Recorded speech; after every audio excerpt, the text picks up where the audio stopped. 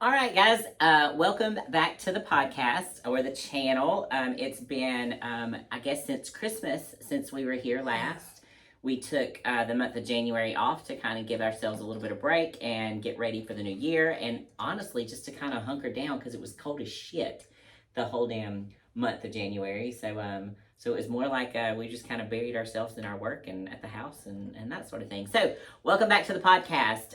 This podcast is Vibrant Beyond 40, a podcast to discuss all things women. And as women, we wear many, many hats, and we want to break into those deep conversations about fitness, nutrition, sex, life as a mom, partner, daughter, or business professional in hopes that we can help one another and provide each other support along the way. On that note, about all the things we talk about, I have a request from somebody. Okay. Not gonna name names, but she kind of tooted when she was doing a row, and we both about died. Yeah. And she's like, "You should say something about this on your podcast. You guys should like talk about the normal bodily functions." And it's so funny that you say that because I had a client, I used to have her do leg raises, and every time she'd lift her legs, she would toot just a bit, and she was terribly embarrassed. And totally. I was like, "Are you kidding me?" I'm like, I'm like, you have no idea. I hear and see all the things. It's fine. That's what I said. I'm like, it's not a big deal. That is not the worst thing. It is not a big deal. So to make her feel more comfortable, though, I did share that, girl, I do it all the time. I crop dust all the time. Then I said, also, if it's really loud, I just kind of slap my thigh a little bit. She about died. Oh my God. No, I've never done that, but that's a good solution for that. Hey, do what you gotta do. Okay. I'm Holly with Phoenix Personal Training. I'm a certified personal trainer, certified wellness coach, and fitness nutrition specialist. I help women lose weight, transform their body as well as their mind, and help them to get and maintain a healthy and fit body without spending hours in the gym or sucking the joy out of life so they can live their best life. As a coach, a mom, and a woman, I know it's not just about the workouts and nutrition. It is so much more deep than that, and I help women break through the struggles holding them back so they can create results that last. And my name is Kim Watson-Pitts, and as a certified personal trainer, it's my goal to show women how to unleash their inner strong by teaching them how to love their bodies through proper weight management so that they can gain control of their health and feel amazing for life. And we do all of this without putting in long hours at the gym or giving up delicious foods. All right, so today's episode is about nutrition strategies. I can talk. I can't say that for nothing today. I tried 5 times, and I'm like, did I just? Already. For the busy woman, which is all of us. The overworked, the overwhelmed, the overstimulated. I definitely feel that today. We've got you covered with meal prep hacks, healthy snacking on the go, and smart tips while dining out, because let's face it, we're gonna dine out. We're too damn busy to have to do also, that. it's delicious. So It is. Let's start with the myth of diet foods. So you've probably seen the packaging that says low calorie, low fat, some other claim to make you think it supports your weight loss. However, there are a lot of misconceptions and pitfalls associated with those products. Many of them that are labeled diet low fat, 100 calorie, they're highly processed, and they probably contain added sugars, artificial sweeteners, and other additives that aren't great for you, and they have the potential to negate the benefits of eating that low calorie food. So examples of that are like those low fat sweetened breakfast cereals with a lot of processed sugar. I know y'all have seen those 100 calorie snacks. Funny because my husband used to work in the bakery that made those, and he would come home with bags, like a trash bag full of these. And they're pretty delicious. I would eat a lot of them. Yeah, and before you know it, you end up eating like 5 of those 100 calories because it's just like, it's enough. 100 calories. Yeah, it's just enough to piss you off. Yeah. Exactly. So yeah, that's the thing, that's kind of the trick with those. They're super ultra processed, right? And it makes you think that you can eat more because it's so little. Yeah. or it makes you so mad, like you just said, like it kind of like just whets your appetite. Yeah. And then you eat like 5 bags. I'd rather just eat a real muffin and be done with it. And just be done with it. Yeah. And that's kind of where that goes. Kim, all you. Some of the other things that, things that are surrounding diet foods or claim to be diet foods, most of them are missing essential nutrients. So they typically lack the density found in whole unprocessed foods. Going back to the 100-calorie example, you know, if you've ever picked up a 100-calorie snack pack, it's fairly light. I mean, it's very, very light. It's you know, it's not very nutrient dense. Like she said, it's usually ultra processed. So you're getting, it's just not the best option for what you're looking for. Also, emphasis on restriction. So relying on diet foods can encourage restriction. So if you think that you can only eat these foods because they're designated as diet foods, well, then you're restricting so many other types of foods that you could be consuming, and most likely missing out on good quality nutrients that your body needs as well. That are actually healthier for you. Exactly. And it's not going, you're setting ourselves up for the never-ending battle of cravings. Just like we said, that 100-calorie snack pack is typically not going to be enough to satisfy you, and you're just going to crave more.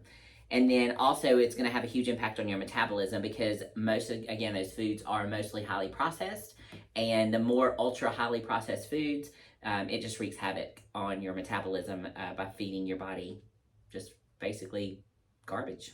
So okay, so what should you be eating? I know it's like beating a dead horse with this, but maybe somebody will get it. Maybe you'll eventually get it. Okay, I have a story about that. Hold on. So, whole, minimally processed foods will provide the best vitamins, minerals, and what can I say? Don't be scared of them. It kills me. Like, and it's nutrients that your body needs, guys, to feel good. Fruits, vegetables, lean meats, whole grains. I tell all my clients to do that as much as possible.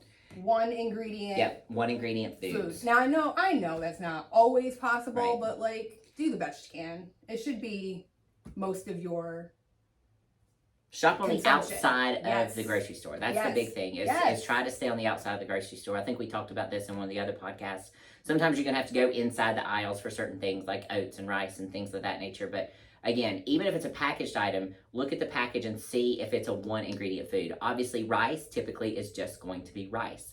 Oatmeal is just going to be oats. So, you know, look for those one ingredient items, and you're going to be, the more of your grocery list you can fill up with those things, the better off you're going to be. For sure. Okay, so as to the story real quick. So, guys, I read fantasy smut. Yep, I'm that chick. Are you a book talk? I am. Oh my God. Yes, book talk. Yes. Okay, so whatever. Okay, so even in these fantasy smut romance books, they are, I came across a part of the book, and the hero or whatever is training the damsel in distress how to fight or whatever, and he's telling her what to eat. And what did he tell her to eat? What did he tell her to eat? Whole minimally processed. I'm like, did they just really break out that whole phrase? They broke out exactly what we sit here and say in a romance novel, and I'm like. So now you were seriously like all hard all over again, weren't you? Oh yeah. I was like, ooh, that's even hotter. Yeah. Anyway, baby. So yeah, I had to share that because I just like sat there reading it and going, what? Okay. Am I reading the right book here? Okay. I'm like, wait a minute. Did I just pick up one of my nutrition books? I had to say it. Okay, so let's talk about navigating nutrition trends. A little bit of a hard left there. Hold on. I can't do it without actually reading things, apparently. Guys, can you believe I actually got an A in public speaking? I know, right? Don't laugh. I know you want to. How long ago was that? Anyway, so if you Google the best diet to lose weight, you're gonna come up with a lot of results. Lots of diet trends: plant-based, intermittent fasting, keto, carnivore, low carb, Mediterranean, And you know what? Even the balanced diets we talk about, they're elimination diets no matter what. If you look at all of them, you're eliminating something to create that caloric deficit, to get you in to be able to lose fat, right? So it's really that simple. No matter what you choose, you have to be in the calorie deficit. So when you're choosing a plan, and this is what I tell all my people too, you have to make sure that you feel like you can stick to it. So if you are like, oh, I hear keto's all the rage, let me try that. But then you're like, but I really like carbs and I don't really like bacon. Right. You might want to think again. You might want to say, okay, maybe that's not for me. If you love breakfast, maybe your intermittent fasting isn't for Exactly. you. Just go with it. Any of them can create the deficit and you just got to go with it. You know, Holly and I, we both have very, very similar ideas around any of the carnivore, keto, low carb diets. And, you know, this is a conversation that we've had multiple times. You know, I don't know about you all listening, but Holly and I would like to be able to have a piece of cake and know that it didn't destroy our progress. Yes. You know, when you're following a very low carb diet or a carnivore diet or keto diets, what I have found is that, you know, a lot of folks go into that 2-week or that 21-day process of cleaning their body of the sugar and of the carbs. And then at that 14 or 21 days, depending on what program you're following, you get a refeed of carbs. And then you're supposed to now go straight back into keto or low carb. And most of the folks that I've ever worked with really, really struggle once they attempt to have that carb refeed and then go back into it. And what happens is that's where we're going with this, is that I would much rather learn how to make that piece of cake work for my diet instead of having to basically start all over again and get over that blah feeling when you're trying to get into ketosis, when you're going with low carb stuff. So, you know, that's the main thing that we try to preach to you. Like she said, you want to find whatever nutrition plan you can follow and that's going to be less eliminating than any of the other plans, because you don't want to have to eliminate entire food groups. And that's where the sucking the joy out of life Exactly. and feeling restricted come from. Yeah. When you put yourself on a plan that really doesn't work for you. And keto in general, seriously, have you ever seen a normal everyday person do it 100% correctly? No. I've never seen any. They're like, well, this is what I did, and I'm like, well, that's not how that's not how that works. No, and even I have a couple of people in my groups and that follow that I've worked with even that have done keto off and on for several years. But they will tell you, once I start on the sugar or once I start on the carbs, I can't put them down because they've never taught their body how to utilize those carbs properly.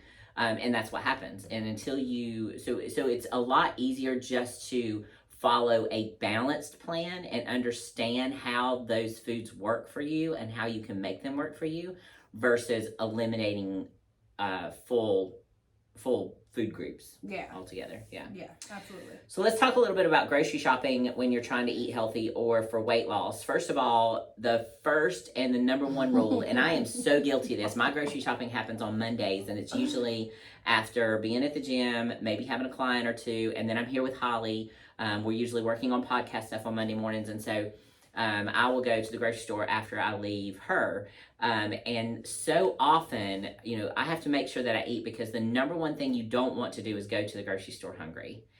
If you go to the grocery store hungry and really think about this yourself, how many things look appealing and how many things that you feel like you have to have when you go to the grocery store hungry? And so when I say don't go hungry, I don't mean just don't go if your belly's growling. I mean, eat a snack of some kind within an hour of going. Even if you're not starving at the moment, if you haven't eaten in the last hour before going to the grocery store, eat something. Here lately, I've been bringing yogurt and almonds here to Holly's, and that's what I'll eat before I leave because it gives me a little bit of fullness, and so I don't feel like I'm ready to eat all the things as soon as I get into the grocery store. So next, you're going to want to make a list of everything that you need. Even whatever sweet treat, or if you're going to have a cheat meal that next weekend, go ahead and put that on your list so that you're less likely to grab again, any of the snack foods or any of the other things that happen to look appealing. Go ahead and have that list ready to go. Have, if you've already put your meal plan together, then all the foods for your meal plan should be on there. Like I said, we also include our cheat meal for the next weekend. I'll go ahead and include that on the list, as well as any sweet treats we plan to have. So again, it's all planned, and I already know, okay, there's no reason to steer from this because I get that sweet treat, I get my cheat meal, all my food's already ready to go. So that will help you as well while you're on the grocery list. Can I just say that both of those things as well will also help you save money? Yes. A lot of the time, I will literally double my grocery bill if I go hungry and if I don't have like a real full list. If I just have like the basics and I'm like, oh, I'll just get what I can figure it out. I can figure it out at the grocery store. Yeah. It's not going to work that way. And it doesn't work like that. And I end up spending twice as much. And with the price of groceries, I'm not doing it. Right. I'm not doing that. Yeah. So save yourself money. Well, and even going back to putting the cheat meal on there, if I don't put my cheat meal on the grocery list, then what happens is when it comes time for our cheat meal on Saturday, we will end up ordering DoorDash, and we all know how expensive that is. Or we'll go order takeout and go pick it up. Either way, it's still going to be 2 or 3 times as much as what I would have spent at the grocery store. Might as well just plan for it, make the list, and buy it. Yeah, save yourself some money. Excuse me. So Kim already said earlier, general rule is shop the outside of the grocery store. Produce, dairy, eggs, meats, frozen foods are usually on the outside. Not to say there aren't bad things on the outsides too, but for sure, because that gets the deli bakery is on the outside too. Yeah, the bakery will get you. The bakery will get you. Anyway, so you'll still navigate inwards for the whole grains, like she said, the oats, rice, all that stuff. We already talked about the expensiveness of it. Look through local sales pages. I think we talked about this a little bit, maybe even the last podcast, about ways to cut your expenses a little bit. I mean, I don't go crazy with it and go to every store in the area. You know, you got to kind of be wise about it. You gotta be a little wise. But if you're passing 3 grocery stores on the way home, and you know that all of them have a sale on, especially like meats, that's a big one right now. I think. You know, things that vegetables, frozen veggies, if you can get really good deals on those. And that's what you look for. Like, don't look for the Oreos 2 for $1. Okay. No, we're not shopping. I'm a little bit guilty of that. I'm like, ooh. But yeah. Look at the sales flyers. And again, from the last podcast, look for the meat sales. So in our, where we are, Fair Value usually has a truck every once in a while. Like, you can literally walk in that truck and get such a good deal on different meats. Like, look for that. Look for that farm that you can. Well, and that was something, I was just in on things. Downtown Hickory this past weekend for brunch, and they had the farmers market set up.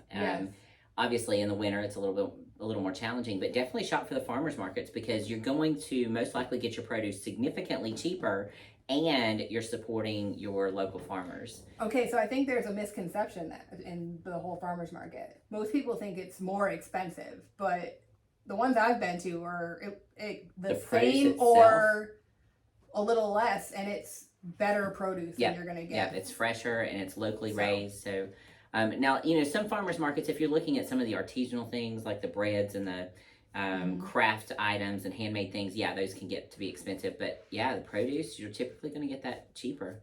And it's going to be better for you. Support your community. So again, on the time and money thing, right? So I found that when I use things like, I'm not endorsing them, but like Walmart Plus, grocery pickup, I spend so much less money that way too. Oh, for sure. Holy crap. Because I'm not going in and buying everything. All the random stuff. Everywhere, the random stuff. I order what I need.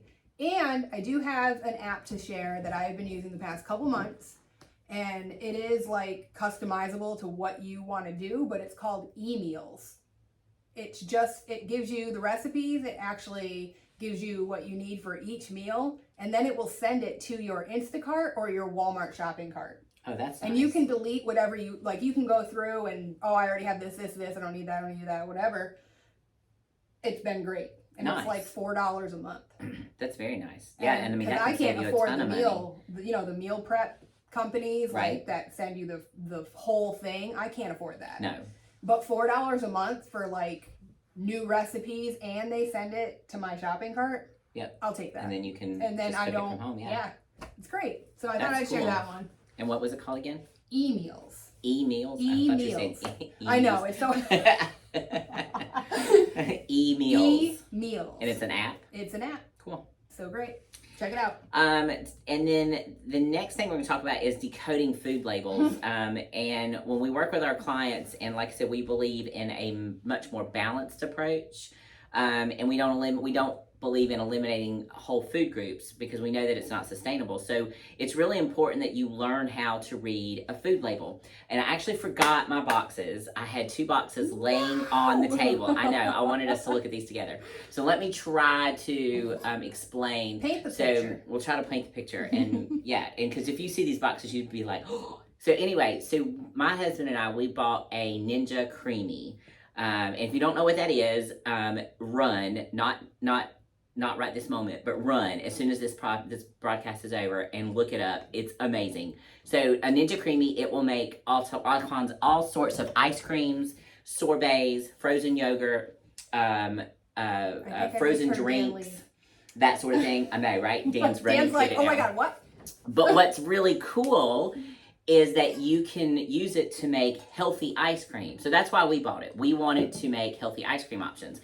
And so what it does is, so what we do is we will put a protein shake, we'll put 1 or 2 tablespoons of instant pudding, and then you can add whatever additives. You can add peanut butter. We've added PB2. We've done several different types of protein shakes. We've done cottage cheese. So anyway, they tell you to use the instant pudding mixes to help give it as a thickener and to give it more flavor.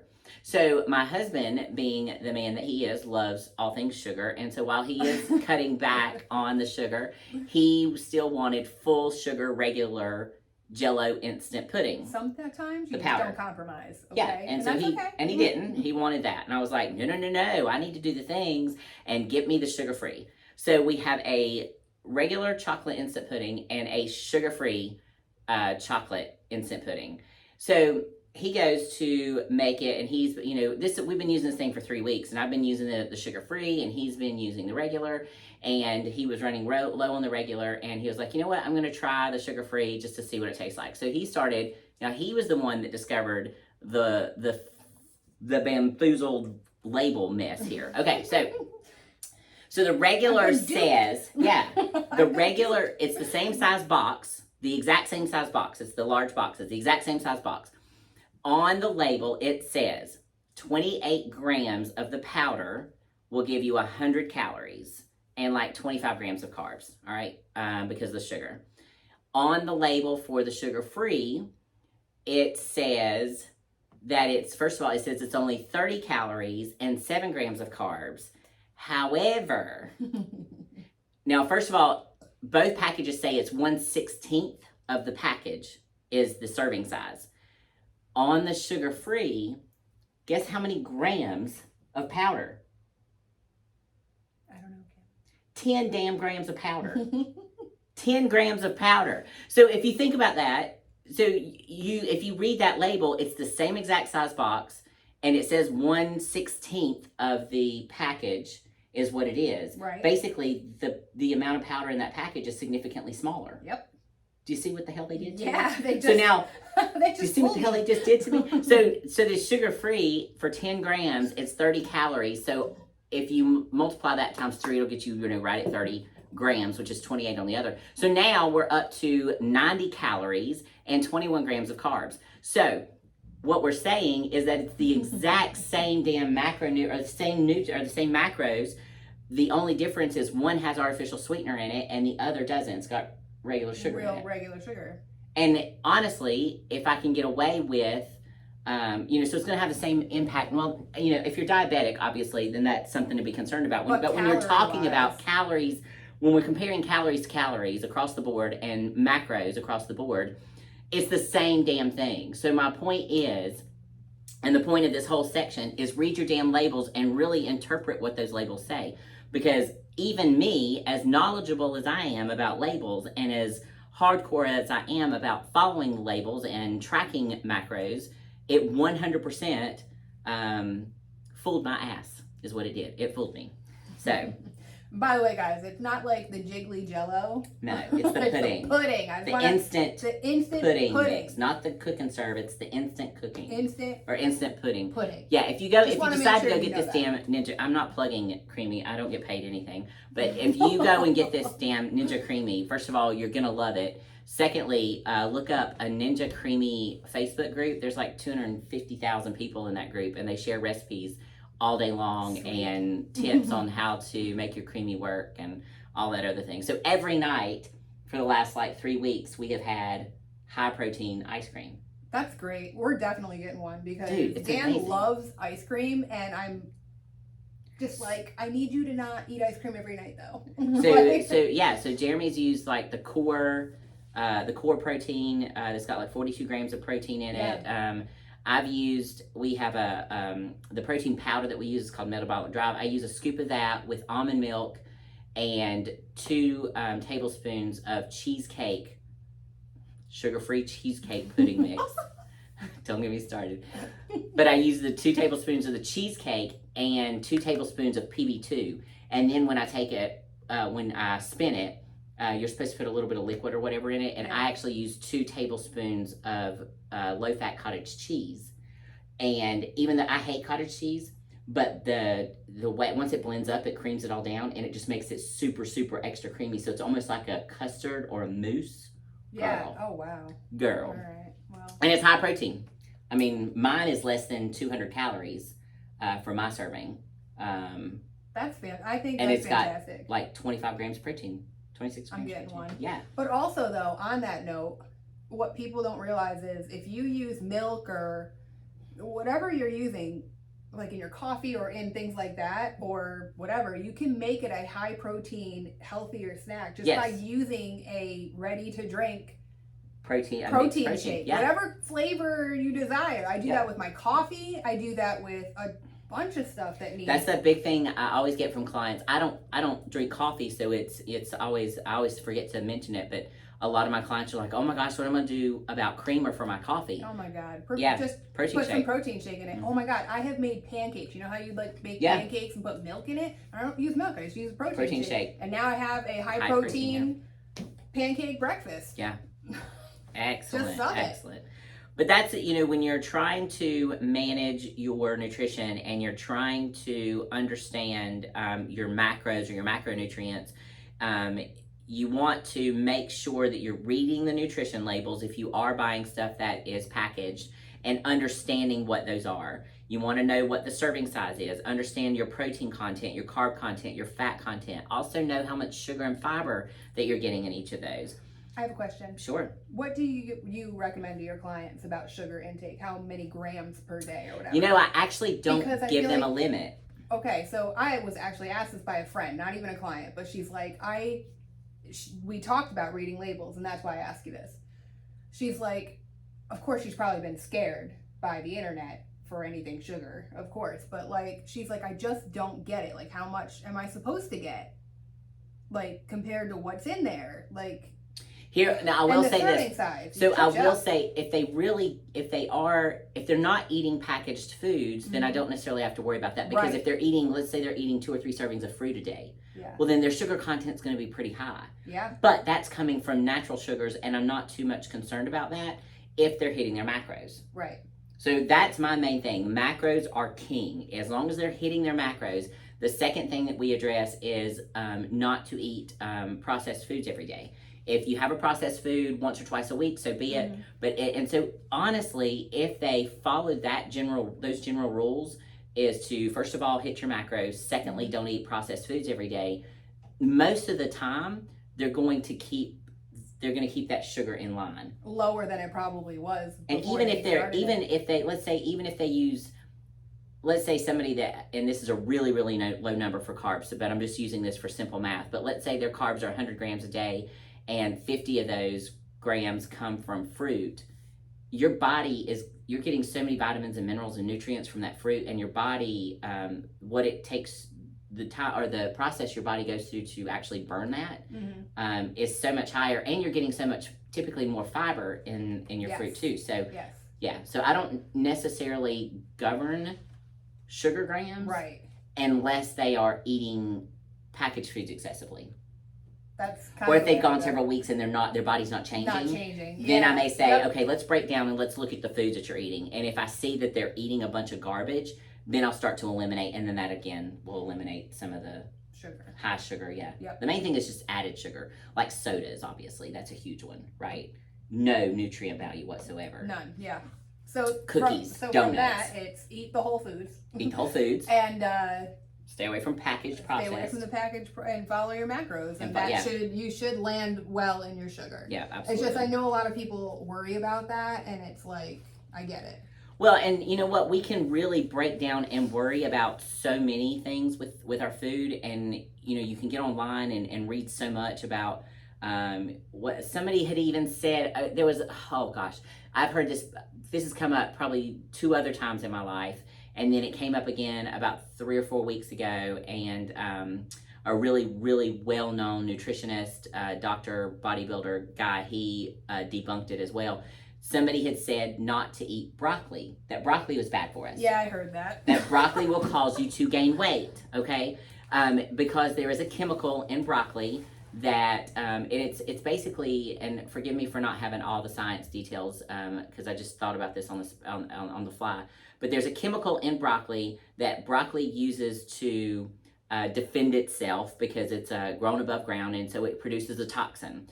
And so it produces that toxin to defend itself from, I guess, its enemies in the world. I don't know. I don't know. I didn't know that broccoli had. I did not know broccoli had that power. I didn't know it had enemies. But either way, apparently it has. Well, I guess deer or any other plant-eating animal. Of course, half my damn clients it's their enemy, whatever, because they can't stand the shit. But anyway, it produces a toxin, and the toxin supposedly, this one compound, supposedly has an effect on thyroid function, and it could, and these people are saying that it can cause you to gain weight or prevent you from losing weight. It's horse shit, okay? First and foremost, it's just absolute horse shit.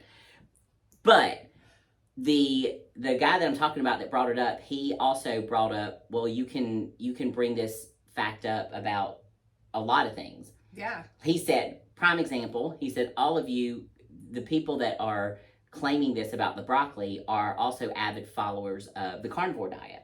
He said, okay, all of you that are giving the broccoli the bad name, let's talk about carnivore. Now, he is not an elimination guy. He's a well-balanced diet kind of guy. Mm-hmm. He's like, but if you really want to break it down, and he broke down the one chemical in steak or in beef, and something about that one chemical can cause some sort of kidney failure. He's like, isn't it creatine?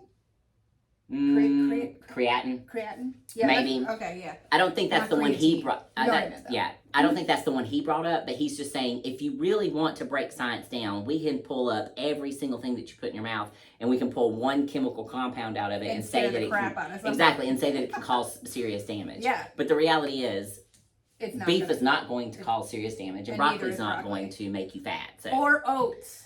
I watched a guy say, well, you feed oats to a horse and look at them. No wonder you're gaining weight. And I was like, sir. Sir. Please stop I need talking. You to sit down. You need to sit down. But yeah. So yeah. That was my goal with that, was to just, inform people that it's not the enemy, and as long as you're in your macros and you're trying to eat as much whole foods, you will be fine. You're gonna be fine. Don't worry about that. Yeah. You're breaking it way too damn far. Too far. Keep it simple. All right. So, meal prep packs. Yes, let's get into that. We're all busy, and that's not going to change. No. I've tried to make it change, and it's not changing. Not even a little bit. So I'm not even going to stress myself about it. I'm just going to find ways around it, and that's what meal prepping is, right? So what is meal prepping?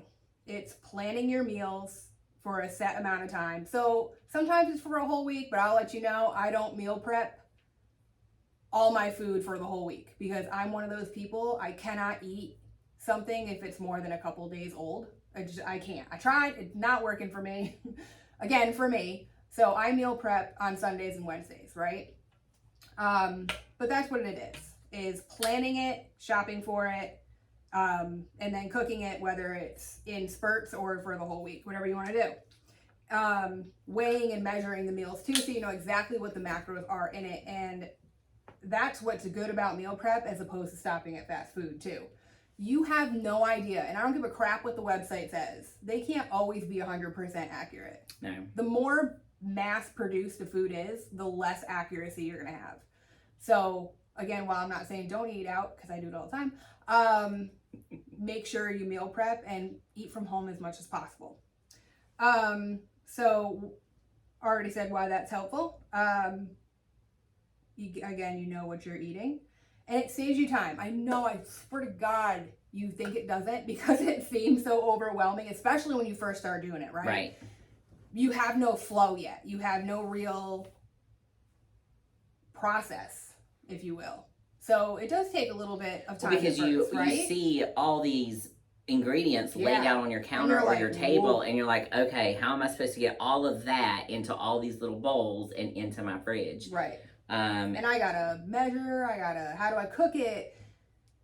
So I understand, but I promise you, after a couple of times of doing that, you're going to get a rhythm to it that will make it, you'll cut your time in half within the first few times of doing it. You'll figure out what things can be done together. So for instance, you know, I like to roast my vegetables because I feel like they have a better flavor. So sheet pans, for instance. I have several sizes of sheet pans, and so like I'll put an entire week's of broccoli.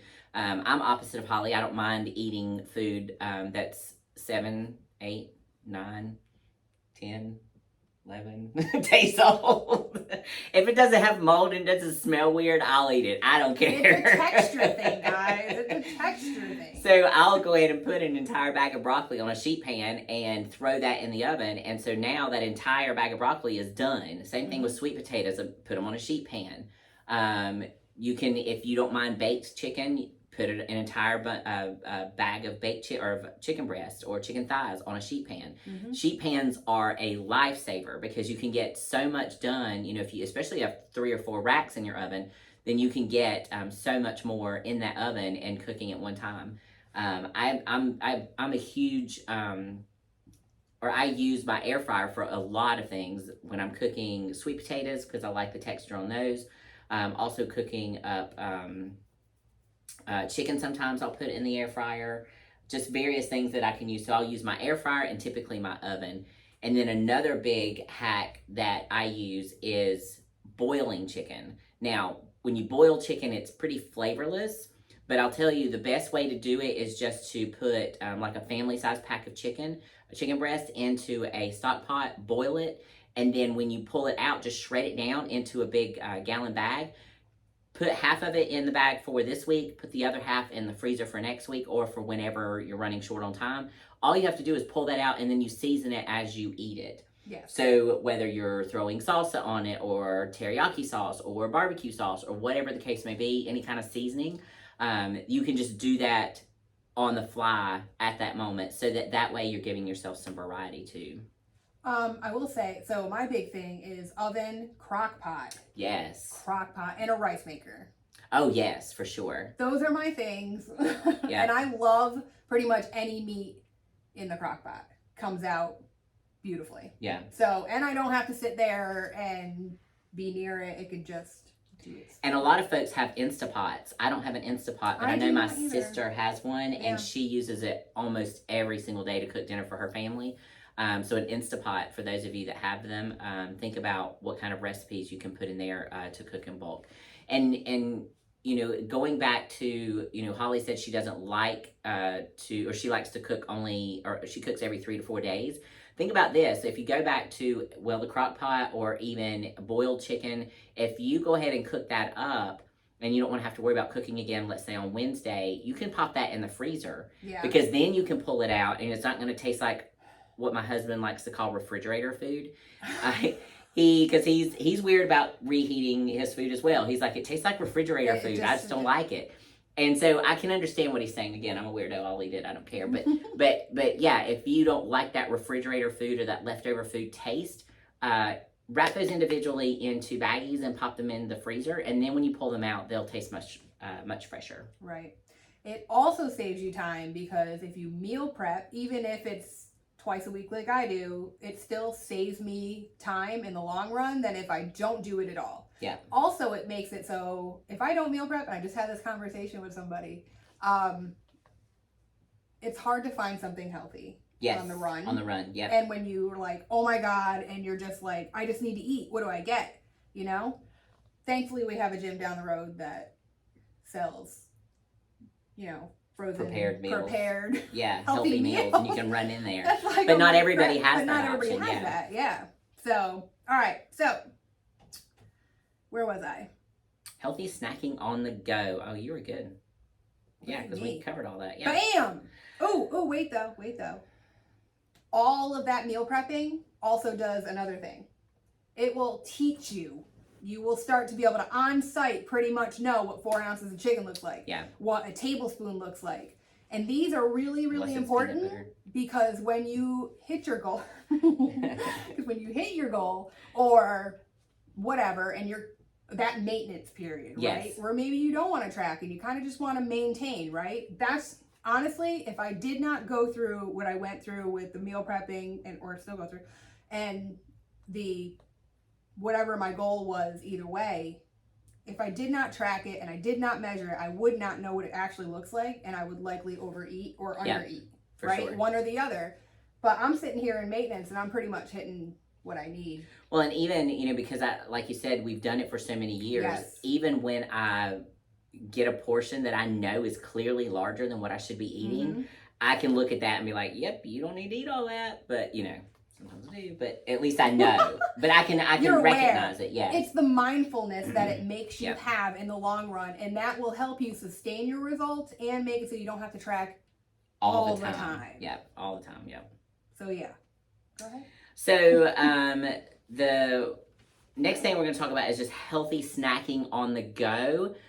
This will go back to the meal prep piece. You know, if you are, while we preach 5 to 6 small meals a day, the reality is it's difficult to literally sit down and have a spread 5 to 6 times a day. So while you can probably get 2 or 3 of those meals as sit down meals, you're going to have to work in some sort of snacks that you can carry along with you, that you can have on your breaks, that you can have when you're traveling back and forth from work to take the kids to practice, when you're at kids' ball games or wrestling matches or band practices or whatever they are, whatever your kids are keeping you busy. Or if, let's just say you work multiple jobs, or in a situation like Holly and I, we see clients, and so we don't have time to sit down and have a full-on meal. We're usually grabbing a bite of something in between clients while we go use the bathroom and move on to the next one. So you want to have some healthy snacking options. And then also if you're traveling and you're going to be stopping at convenience stores, you want to be able to grab or identify some healthy snacking options when you're out and about as well. So, oh my God. So I'm sorry. Go ahead. I'm so excited. We're getting a sheets, and I'm sorry, but they are like the bee's knees. Of snacks. Of like having healthy options. Now I know, what's the place that you guys love? Buc-ee's or? Buc-ee's. We don't have one of those. No. Okay. And so around here, sheets is a wet. Yep. Big deal. Yeah. And I'm so Jeremy loves food from Sheets. I love it. When he's traveling, he's like, oh yeah. He's like, I can get so many good things from there. So many. Yeah. So some of the things that some good snacking options are going to be, nuts are usually a good snacking option. Almonds, cashews, pistachios, things of that nature. I love to carry apples or Greek yogurt with me, or even some granola, some high protein granola. Those have been, and you can also make your own granola. Those have been my hard go-tos lately, is is yogurt, Greek yogurt, and pairing it with something, whether it be granola or yogurt or fruit. Something, yeah. Those are always really easy to carry. Also, hard-boiled eggs are easy to carry. Add a little sriracha with them, and those are tasty. If you like cottage cheese, that's another good option. Again, you can add fruit to that. I love cottage cheese. Am I a weird person? Like, everybody I talk to is like, I don't You're like not weird. Cheese. I think it's like a 50-50 thing. When I work with clients, I've got some that love it and some that hate it. I think it's a texture thing. I have blended cottage cheese in the past before I started doing this whole creamy thing with the ice cream. Yeah. I blended it years ago. I had a coach that wanted me to eat cottage cheese. I was like, dude, I can't eat that. And he's like, well, you're going to have to figure it out. And that's back in the days when I had an ass of a coach that was like not trying to work through anything. He was like, well, you just got to figure it out. Figure it out. Yeah. And so back then I actually would, I worked at a gym that had a shake bar. And so I would blend the cottage cheese to smooth, almost like a pudding, and then put scoops of protein powder in it. And that was pretty good. It still had that tangy kind of taste to it, but I could tolerate it. I think for me, cottage cheese, it's the texture. Weird texture shit. It's always a texture. Dark chocolate is actually a really good snacking option, and you want to go with the darker the better. What's your favorite? Milk, dark, or white? Dark. Yes. Dark. 72 or better. I like it super dark, like where it's like bitter. Yeah. Yeah, I love that shit. Dan thinks I'm weird. Yep. You can pair it with Greek yogurt or some strawberries.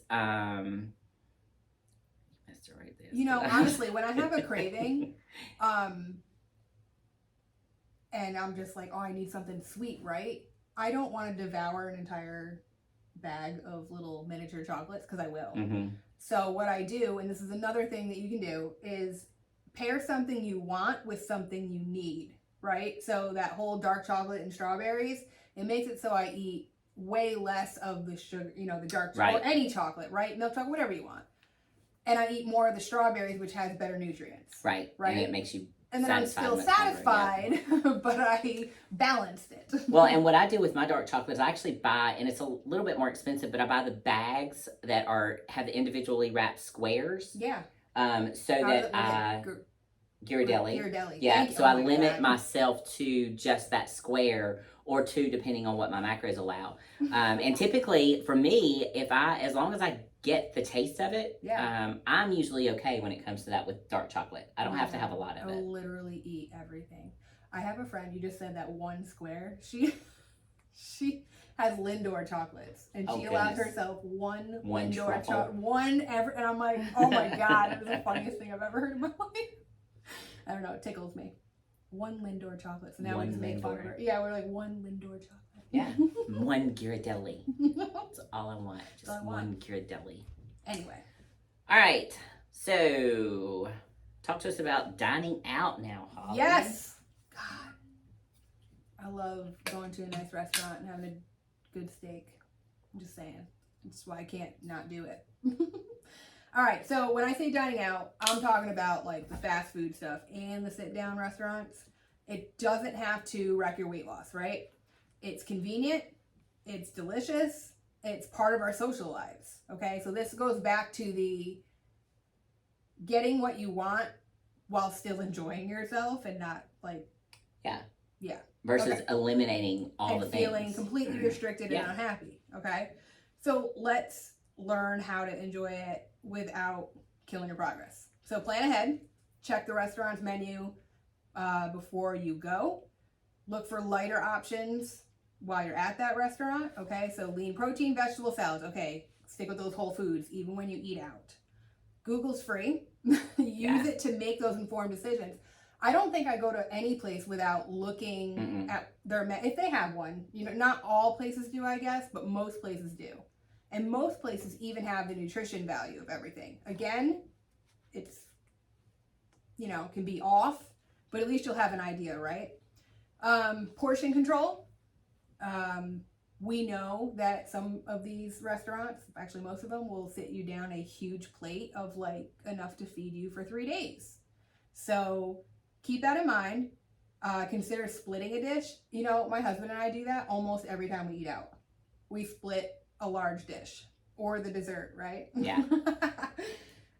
Separate your order and take half of it home for lunch the next day. I also do that. Skip the extras.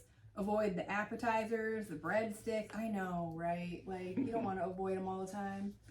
Or if they're gonna bring you breadsticks, if they normally bring you like 5, tell them, hey, can you just bring us 2? Can you just bring me 2? Because the reality is, if that damn thing is on the table, you're gonna eat it. And if you're from the world I'm from, you don't waste food. And my belly says we ain't wasting food. So yeah, you're gonna eat it. Exactly. Absolutely. High calorie drinks like sodas and yes, cocktails. Sorry. They'll get you.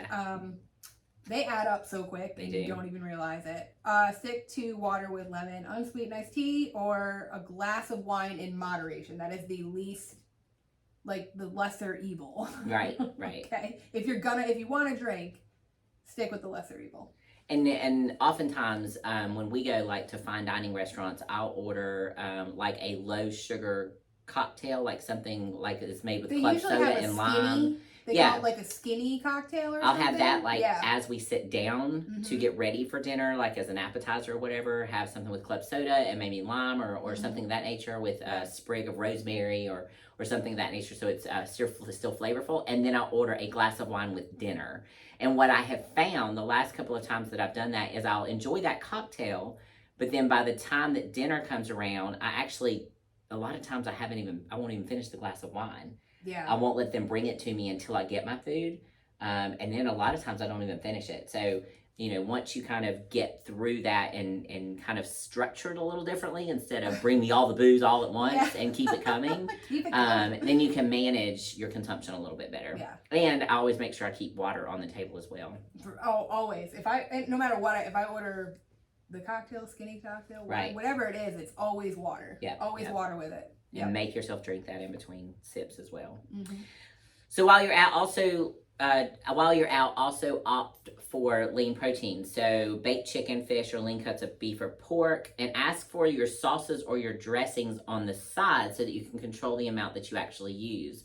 If they bring your salad and the whole serving of dressing is already all over that salad with you, you're going to eat all of that dressing. If you have the cup off to the side and you just dip a little bit each time that you take a bite, most of the time you'll see that you'll still have a lot of dressing left in that cup, so you'll consume less. Also load up on veggies, so fill your plate with vegetables, either add them as a side or as salads. They're going to be rich in fiber and minerals and vitamins, and they're going to help you feel full and satisfied. And don't hesitate to customize your order. If you don't see what you're looking for as an entree already made up on the menu, don't hesitate to say, hey, listen, I just want a plain grilled chicken breast and a big plate of steamed veggies. What steamed veggies do you have? So, don't hesitate to ask for substitutions or modifications.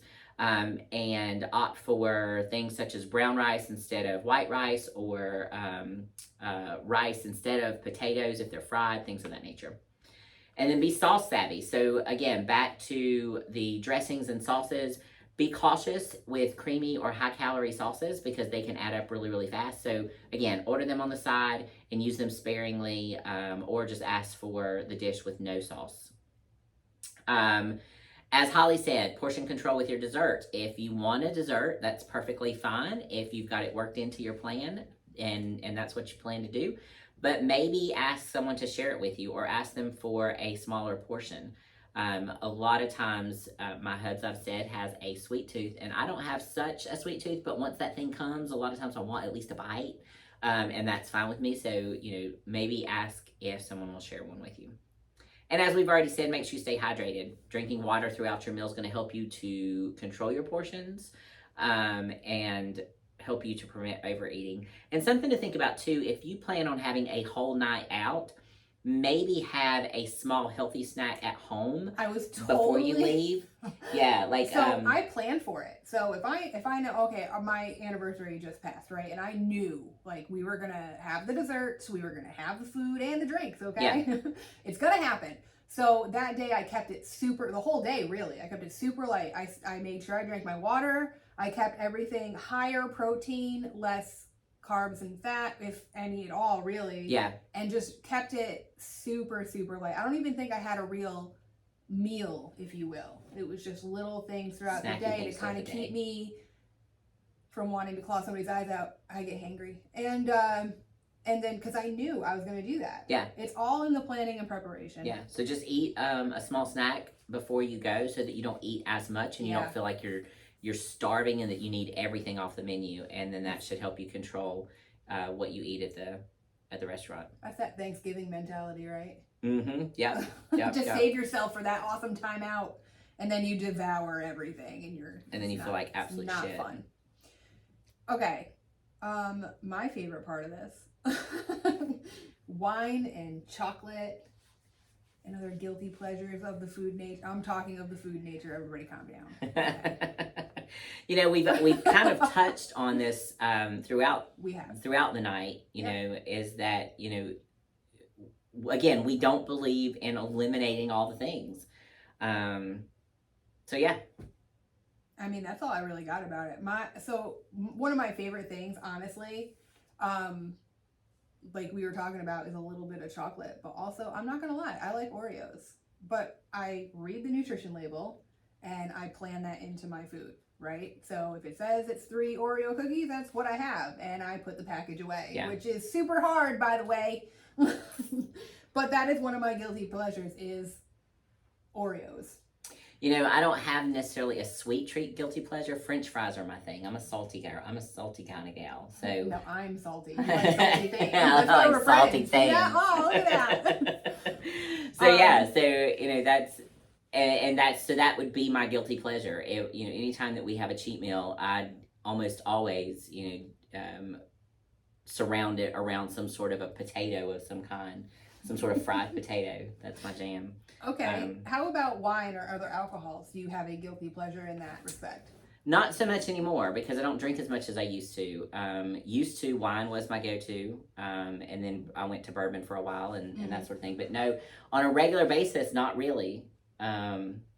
If we do, like I said earlier, if we do go to a fine dining restaurant, there's so many cool cocktails out there now that I do like to try those from time to time. For sure. So, again, I'll order that as soon as we sit down at the table. I'll order some sort of cocktail and try to get something that, again, is made with club soda versus a ton of sugar, and then maybe a glass of wine with dinner, depending on what I'm having as food. Yeah. I used to absolutely love wine. I don't even care about the cocktails. They're nice and they're flavorful, and I like to try new ones too, But I got to tell you, the effects it has on me, on how well my workout goes, on how well my day goes, on how well my sleep is, and I really, really care about my sleep. Right. I found it wasn't exactly worth it, so I don't really have a guilty pleasure in alcohol anymore. Although, if I want a small glass of wine every now and then, I will have one. It's not a guilty pleasure, though, because I don't feel guilty about it, because I'm not you're not doing it all on the time. So and I feel you on that. That's how I am about alcohol, period, is that it's taken so many of my days away from me. And like you said, trying to get back in the groove for my workouts, trying to get back on a healthy meal plan the next day, because when after I've had alcohol in my system, I still want to eat all the crap, just trying to kind of feel better.